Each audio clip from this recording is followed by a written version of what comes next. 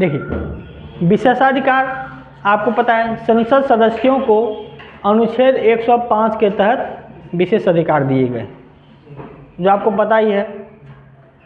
विशेष अधिकार के अलावा होता है क्या, कभी कोई आम आदमी संसद सदस्य के बारे में कुछ कह दे या कुछ उसका अवहेलना कर दे, तो इसके जैसे मान लीजिए आपने संसद सदस्य के बारे में कुछ कह दिया या संसद सदस्य ने आपको कुछ आदेश दिया, आपने वो पूरा नहीं किया, तो ये क्या कहता है, आपके खिलाफ विशेषाधिकार प्रस्ताव लाता है। तो लेकिन ये इसके लिए जांच के लिए सही में ऐसा हुआ है कि नहीं हुआ, एक समिति भी तो चाहिए ना, तो उसको कहते हैं विशेषाधिकार समिति। यानी इसका काम है संसद सदस्य के विशेषाधिकार का जो हनन होता है उसकी जांच करना। लोकसभा के लिए अलग होता है और राज्यसभा के लिए अलग होता है। तो लोकसभा का जो समिति होता है, तो लोकसभा में कितने होते हैं, 15 सदस्य होते हैं, और राज्यसभा के लिए कितने होते हैं, 10 सदस्य। यानी विशेषाधिकार समिति का काम है जो संसद सदस्य का अगर विशेषाधिकार का हनन हो रहा है तो उसकी जांच करना। लोकसभा के लिए अलग विशेषाधिकार समिति होता है और राज्यसभा के लिए अलग। लोकसभा के विशेषाधिकार समिति में कितने सदस्य होते हैं, 15, और राज्यसभा के विशेषाधिकार समिति में 10। जैसे मान लीजिए आप सांसद है, आपने किसी पर आरोप लगा दिया बेबुनियाद, तो एक व्यक्ति के अच्छा पहले वो समिति में जाता है चेक करने के लिए सही में ये ऐसा हुआ है कि नहीं हुआ। उसके बाद वो सदन में चर्चा में प्रस्तुत किया जाता है, फिर चर्चा होता है, बहस होता है कि नहीं। तो यार कि क्या समिति है जिसका कार्यकाल भी कितना होगा, 1 वर्ष का। और आपको पता है अगर लोकसभा का विशेषाधिकार समिति है तो इसका गठन कौन करेंगे, लोकसभा अध्यक्ष, और राज्यसभा का है तो सिंपल सी बात है। अब इसके अलावा जो आखिरी है इसमें वो है विभागीय समिति, यही है ना। देखिए ये सब लोकसभा राज्यसभा का होता है ना, तो ये विभागीय समिति है जिनमें हर विभाग का अपना अलग समिति होता है। जैसे कृषि विभाग का अपना अलग समिति होगा, है कि नहीं, स्वास्थ्य विभाग का अपना अलग समिति होगा। तो ऐसे करके कुल कितने समिति है विभागीय समिति, 24 विभागीय समिति है। कितने कुल विभागीय समिति है, 24। हर विभाग का अपना अलग अलग है। और याद रखिएगा विभागीय समिति में कुल कितने सदस्य होते हैं, 31 सदस्य होते हैं, जिसमें से लोकसभा से 21 और राज्यसभा से 10। याद रखिएगा विभागीय समिति हर विभाग का अपना अलग अलग समिति होता है। जैसे कृषि विभाग का अलग समिति, स्वास्थ्य विभाग का अलग समिति, शिक्षा विभाग का अलग समिति, उसको भी जांच करना है ना। तो अभी तक भारत में कुल कितने विभागीय समिति है, 24 विभाग है तो 24 समिति है। और हर समिति में कितने सदस्य हैं, जिसमें ज़्यादातर किसे है, लोकसभा से 21 और राज्यसभा से। इसका कार्यकाल कितने वर्ष का होता है, और इसका लोकसभा इसका अध्यक्ष और उपाध्यक्ष की नियुक्ति कौन करेंगे, सदस्य की नियुक्ति लोकसभा अध्यक्ष, क्योंकि इसकी जनसंख्या ज़्यादा है ना। ठीक है, तो यहाँ देखिएगा, देखिए ये नाम ये अस्थाई, यानी ये जो समिति होता है ये किसी खास उद्देश्य के लिए बनाया जाता है, और जैसे वो उद्देश्य समाप्त होता है समिति भी समाप्त हो जाएगा। फिर जब कोई नया उद्देश्य हो तभी बनाया जाएगा। तो इसमें हम लोग 2 की चर्चा किए थे, एक था प्रवर समिति। प्रवर समिति जिसको हम लोग एक और नाम से जानते हैं चयन समिति, ठीक है, यानी सिलेक्शन कमेटी।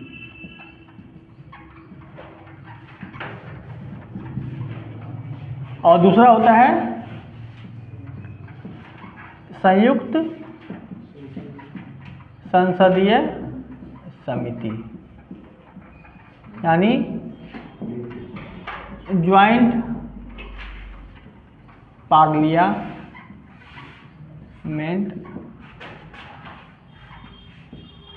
कमिटी। आज के यहाँ हिंदी इंग्लिश से लगाए हैं कि कभी कभी जेपीसी लिख के पूछ देता है, ज्वाइंट पार्लियामेंट्री कमिटी। ये ना छोड़ के जेपीसी भी लिख देगा, हिंदी में जेपीसी लिख देता है। ठीक है, अब देखिए यहाँ पे देखिए प्रवर समिति जो है इसका गठन कब होता है, विधेयकों की जांच के लिए। किसके लिए होता है, कि जांच के लिए।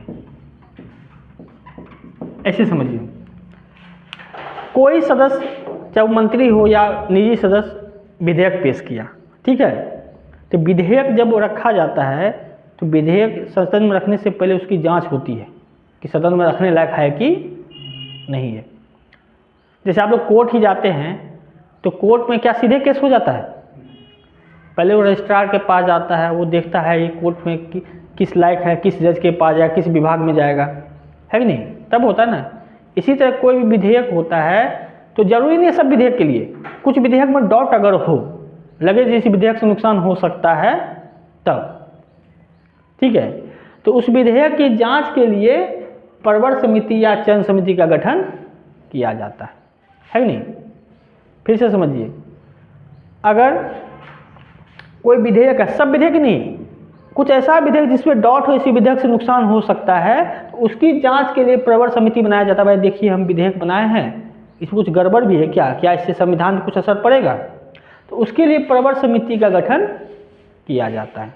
तो देखिए प्रवर समिति जो होता है लोकसभा का अपना भी होता है, राज्यसभा का भी होता है और कुछ संयुक्त भी होता है, यानी कुछ ऐसे प्रवर समिति होते हैं जिसमें दोनों के सदस्य होते हैं, ठीक है। तो याद रखिए प्रवर समिति क्या है, एक अस्थायी सदस्य है जिसका काम क्या है, विधेयकों की जांच करना।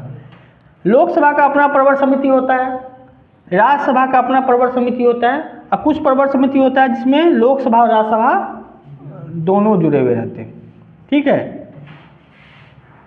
लेकिन याद रखिएगा इसमें सदस्य कितने होंगे इसका कोई संख्या निर्धारित नहीं है, 10 हो, 20 हो, 25 हो, 30 हो, जितना भी रख सकते हैं, इसको कोई लेना देना नहीं है। लेकिन जब संयुक्त बैठेगा तो किस रेशियो में रहेगा, 2:1 के रेशियो में रहेगा। अगर लोकसभा से 20 होगा तो राज्यसभा से 10 होगा, अगर राज्यसभा से 5 होगा तो लोकसभा से 10 होगा, है कि नहीं। याद रखिएगा प्रवर समिति में जो लोकसभा का प्रवर समिति होगा या राज्यसभा का प्रवर समिति होगा, इसमें सदस्यों का कोई संख्या नहीं निर्धारित किया, वो मूड पे डिपेंड करता है कितना बना दे। लेकिन जब संयुक्त होगा दोनों मिला करके तो रेशियो क्या होगा, 2:1 का रेशियो होगा, यानी लोकसभा से सदस्य ज़्यादा होंगे किसकी तुलना में, राज्यसभा। और देखिए आपको हम ये चीज़ बता दे रहे हैं, बहुत सारे कोचिंग संस्थानों में आपको लिख देगा 30 सदस्य लोकसभा में, 30 राज्यसभा में, यहाँ क्या लिख देगा 30 और 15, ऐसा कोई फिक्स नहीं है। हाँ 1-2 बार बनाया गया है तो 30 सदस्य रखा है, लेकिन संविधान में कहीं इसकी चर्चा नहीं है। तो इसीलिए याद रखिएगा कहीं आपको नोट्स में मिल भी जाए, किसी के नोट्स में, खासकर ऑनलाइन वीडियो में, तो वहाँ पे आप विशेष ध्यान नहीं दीजिएगा, क्योंकि प्रवर समिति में कितने सदस्य होंगे इसकी चर्चा संविधान में कहीं नहीं है। इससे पहले जो हम पढ़ाए हैं सब में चर्चा है इतना सदस्य होगा, तो इसमें कहीं चर्चा नहीं है। लोकसभा का अलग होगा, राज्यसभा का अलग होगा, मेंबर का कोई संख्या निर्धारित नहीं है। लेकिन जब संयुक्त होगा तो किस रेशियो में होगा, 2:1, यानी राज्यसभा से 2 गुना सदस्य किसका होगा। तो ये जो 2:1 का रेशियो लिखा है, अगर ये उल्टा हो गया तो 1:2 का रेशियो हो जाएगा, है कि नहीं, राज्यसभा उधर कर दिए तो डिपेंड कीजिएगा, लोकसभा बड़ा है तो उसका जनसंख्या ज़्यादा होगा, है कि नहीं। इसका काम क्या है, विधेयकों की जांच करना। और उसी तरह जो संयुक्त संसदीय समिति है तो वो क्या कहता है, विशेष मुद्दों की जांच के लिए।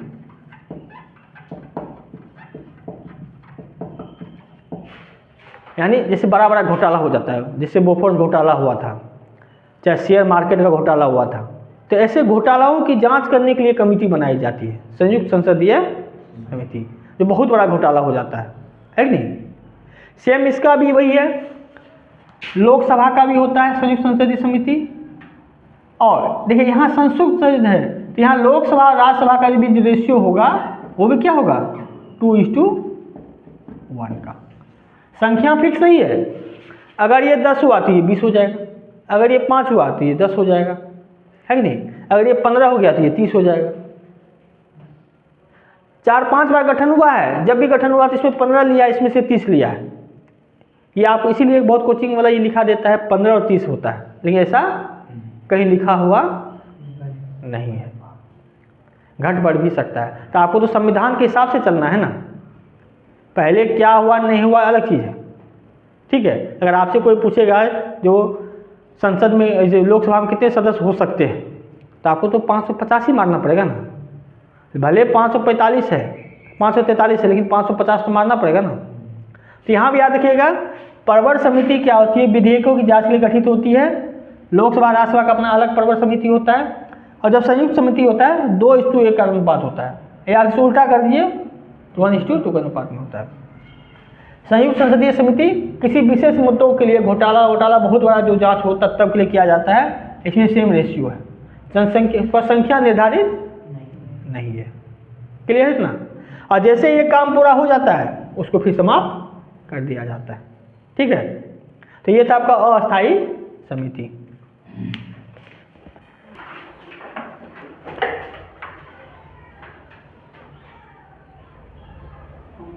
कौन है ना, देखिए निधि आपको पता है फंड किसे कहते हैं, ये वो ऐसा क्षेत्र होता है जहाँ पर आप पैसा जमा करते हो, पैसा निकासी करते हैं। जैसे मान लीजिए बैंक और क्या है, आप पैसा जमा करते निकासी करते हैं, तो उसको कहते हैं फंड, जहाँ पर आप पैसा जमा भी करते हैं और बाद में निकालते भी हैं।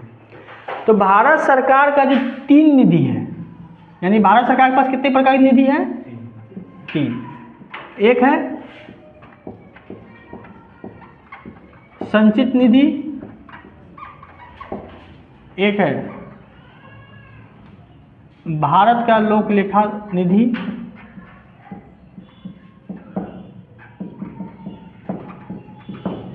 और एक है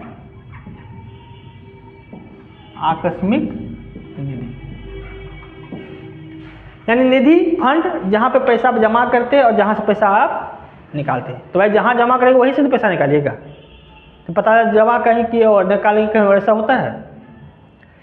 तो इसका लिए चर्चा जो है भारतीय संविधान के भाग कितना हुआ है, इसे क्या कहते हैं, कितना है भाग, कौन सा है, 12, x मतलब 10। भारतीय संविधान के भाग 12 में संचित निधि की चर्चा है, और संचित निधि का अनुच्छेद कितना है, 266 का 1। लोक लेखा जो है इसका है कौन सा, 266 का 2, और आकस्मिक निधि क्या है, अनुच्छेद 267। ये 3 पॉइंट आपको दिमाग में सेट होना चाहिए। निधि ऐसा क्षेत्र है जहां पैसा की जमा भी होती है और निकासी भी होती है, और इसकी चर्चा भारतीय संविधान के भाग 12 में है। इसके अनुसार भारत में 3 प्रकार की निधि है, संचित निधि, लोकलेखा और आकस्मिक निधि, जिसकी चर्चा 266(1) में, 266(2) में और 267 में। अब ये जो संचित निधि है, इसमें क्या होता है, सरकार का जितना पैसा आता है सरकार को, चाहे वो करों से आए या कर्जा से आए या किसी भी तरह से आते हैं, यानी सरकार का, यानी भारत सरकार का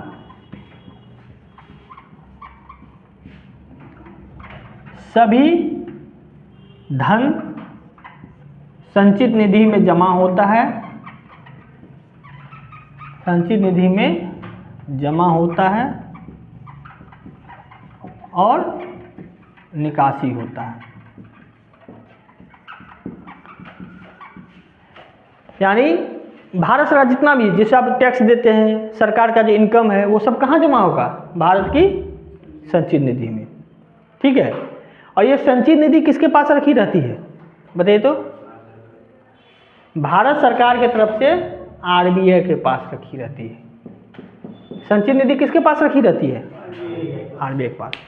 आप ये समझिए सरकार का जितना इनकम होता है सारा पैसा संचित निधि में रखा जाता है, और ये संचित निधि किसके पास होता है, आरबीआई के पास होता है। इसी संचित निधि से सरकार जो भी योजनाओं में खर्चा होती है, जैसे सड़क बन रहा है, स्वास्थ्य पे खर्चा कर रही है, ये सब खर्चा कहाँ से किया जाता है, संचित निधि से, है कि नहीं। इसके अलावा कुछ अधिकारियों को वेतन भी मिलता है, जैसे ये संचित निधि से किसको किसको वेतन मिलता है, राष्ट्रपति, उपराष्ट्रपति, लोकसभा अध्यक्ष, फिर यूपीएससी के अध्यक्ष और सदस्य,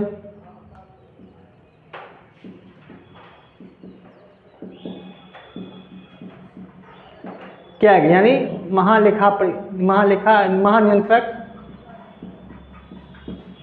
महालेखा नियंत्रक।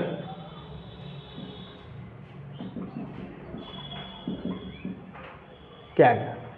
इन सबको वेतन पेंशन सब किससे मिलता है? भारत के संचित निधि। हाँ, एक तो छूट ही गया, उच्चतम न्यायालय के न्यायाधीश। इन सबको वेतन कहाँ से मिलता है? भारत के संचित निधि। तो सवाल याद करें, भारत संचित निधि किसको वेतन मिलता है? राष्ट्रपति, उपराष्ट्रपति, फिर लोकसभा अध्यक्ष, सुप्रीम कोर्ट के सभी जजों को, उसके अलावा यूपीएससी के चेयरमैन अध्यक्ष को, उसके अलावा जो है टैग को, भारत के लेखा महानियंत्रक को मिलता है। सांसद को इससे नहीं मिलता है, सांसद को इससे तनख्वाह नहीं मिलता है, वो अलग से मिलता है, संसद के अलग फंड से। लेकिन ये जो है इसको तनख्वाह इससे मिलता है, वेतन और पेंशन मिलता है। लेकिन यहाँ एक कंडीशन और है, हाईकोर्ट के जज का वेतन पेंशन कहाँ से मिलता है? तो ये हाईकोर्ट का जो है ना, जो पेंशन मिलता है भारत के संचित निधि से, और वेतन भत्ता मिलता है राज्य के संचित निधि से। तो यहाँ ध्यान रखिएगा, इन सब को वेतन भत्ता पेंशन सब मिलेगा भारत के संचित निधि से। हाईकोर्ट के जज को केवल पेंशन मिलता है संचित निधि से, अब वेतन और भत्ता कहाँ से मिलता है? राज्य के संचित निधि से। तो आपको याद ये भी पूछा जाता है भारत के संचित निधि में किस किस का वेतन भारित है, इतना ही याद रखना है आपको, अब बाकी खर्चा होता है। अब ये तो आप देख लीजिए, भारत का जो भी इनकम होता है ये जमा होता है संचित निधि में। लोक लेखा जो है इसमें क्या जमा होता है बताइए? देखिए, आप बैंक में एफडी कराते हैं, एफडी पैसा कहाँ चला जाता है? लोक लेखा में, यानी सावधिक जमा। जो भी सरकार बैंक में एफडी कराती है वो एफडी कहाँ जमा हो जाता है? भारत के आपका तो बैंक को दिए है ना, आपके नज़र में बैंक है, लेकिन वो रखा रहता है कहाँ पे? नहीं, लोक लेखा फंड अलग है भारत के लोक लेखा में। ये कहाँ रहता है? वो लोक लेखा समिति के पास रहता है, ये याद है, अभी बताए थे। यानी जो भी आप फिक्स डिपॉजिट करते हैं वो आपका पैसा वहाँ नहीं है, वो जमा हो गया लोक लेखा में। कल आप नौकरी कीजिएगा तो पेंशन का पैसा आपसे कटेगा कि नहीं? तो पेंशन का पैसा कटेगा, वो भी जाके कहाँ जमा हो जाएगा? लोक लेखा में।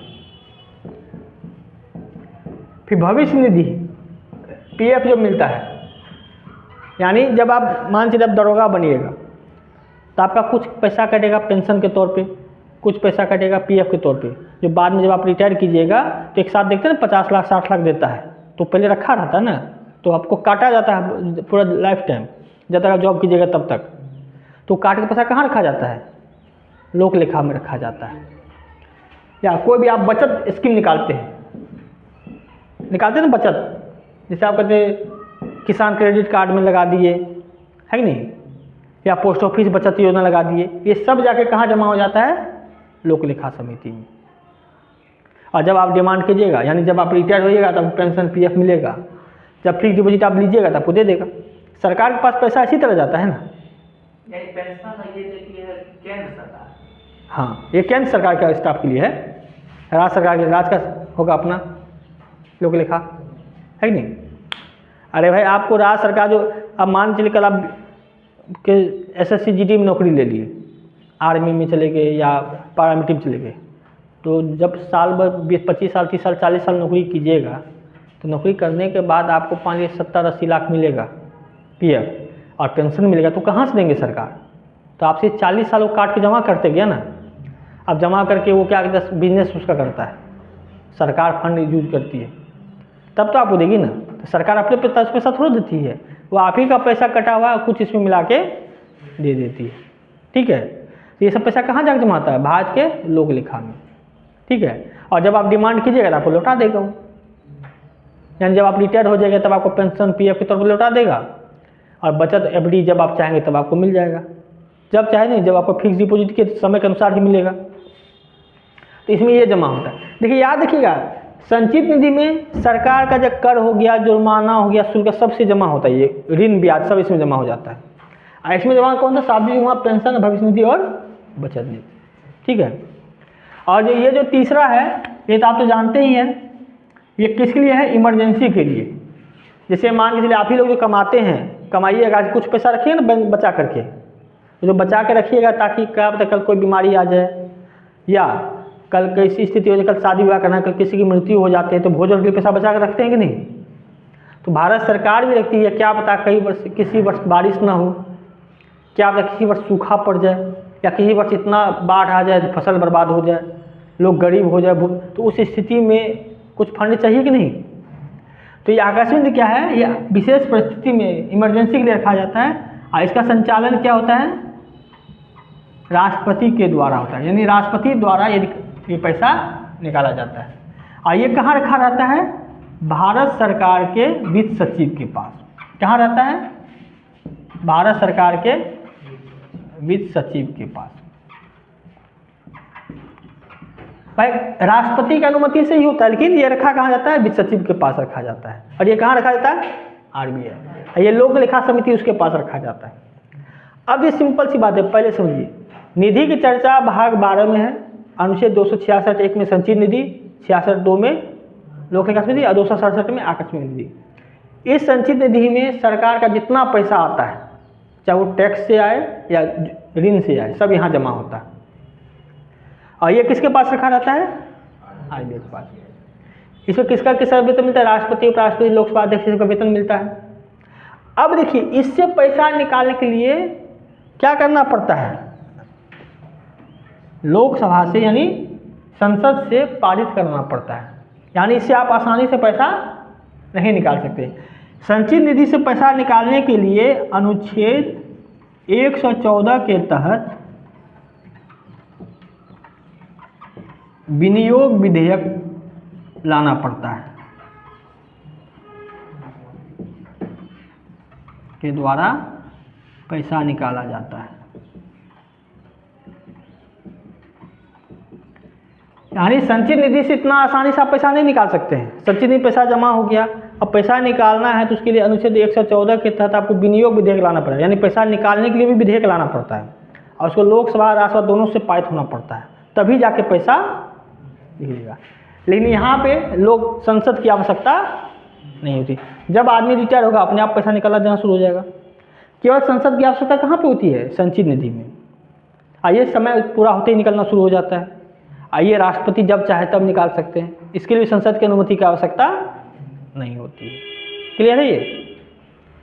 तो इतना आप याद रखिए, इसको हम लिखवा देंगे सोमवार को, ठीक है? और